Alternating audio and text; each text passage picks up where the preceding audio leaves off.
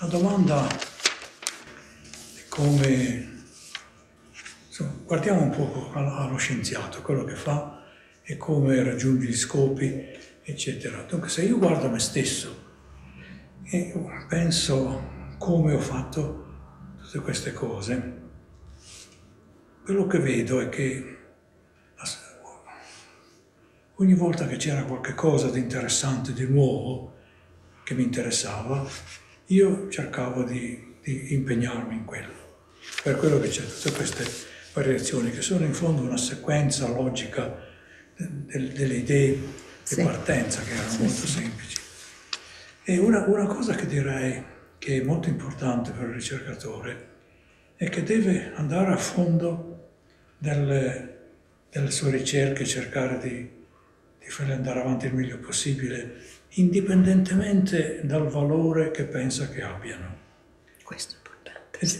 Guarda, ti dico, per esempio, quando ho avuto a un certo punto, non so che anno fosse, nel 66, credo, 65, già quando ho appena cominciato a fare quel lavoro sulle igieni del virus, del cancro, mi hanno dato la laurea ad onore alla Yale University. Ora, laurea ad onore alla Yale non è una cosa semplice, ce n'è ben poche.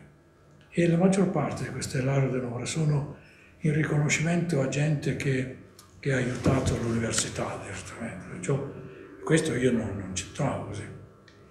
Ma la cosa che mi ha stupito di più poi è stata la giustificazione, perché la giustificazione diceva che io ero una specie di nuovo Cristoforo Colombo, che ero arrivato dall'Europa e che avevo portato delle novità così importanti.